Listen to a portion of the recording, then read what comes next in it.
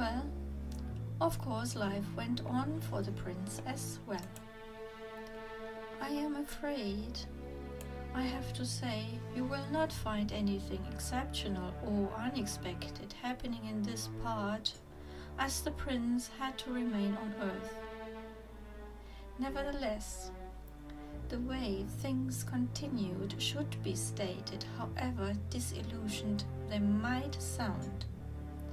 And for those who do not feel prepared for this discomfort, I want to point out that the end remains still open. So we assume that no plane had fallen off the sky and the escaped Melody enjoyed its limitless and creative freedom. The day came that the king and father of the prince decided on the duties which his son had to take on board. From then on, fewer and fewer melodies, although they rose constantly, were brought into life by the prince. He felt happy when they came, but he rarely could find the time to keep hold of them. Unavoidably, they noticed that they were not honored by the prince in the same way as they had been all the time before.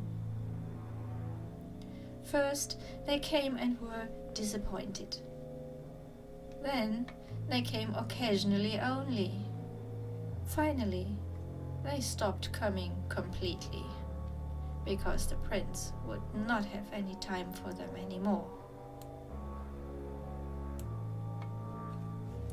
For the prince, this came fairly unnoticed in the beginning, as he was delighted by the tasks and responsibilities given. He felt challenged to meet the high expectations. Foremost, it revealed how much trust the king was willing to put into him. So, he was occupied all day to learn how to rule the prosperous kingdom his father had built. And once he was skilled in agriculture, his father made him move on immediately to the next area of responsibility. Was it legal? Was it foreign affairs? Was it finance? A few years came and went, and the young prince had stepped almost fully into the footprints of his father. But then, after some time, it happened that there were those days when the sweet prince turned into a sour prince due to the standardizing power of facts. His ability to manage the kingdom had turned into some sort of routine, and knowing the do's and don'ts made the days so predictable that he started to feel that something was missing in his life. And also, he wondered at times if decisions were always simply right, because they had always been made this way.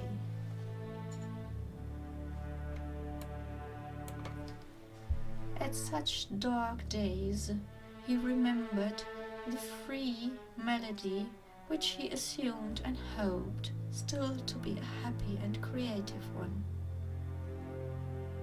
He kept the cheering thought in his heart that the melody will find the way back to him one day and be a source of new strength for him. And while keeping this hope alive, he gained assurance that in such a case, he never would let this strong melody allow it to leave him again.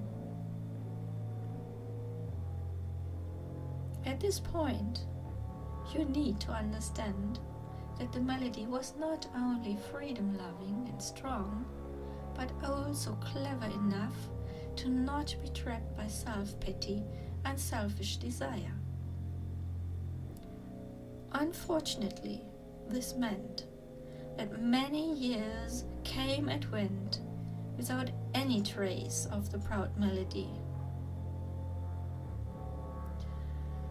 Oh, Oh no. This makes me so incredibly sad.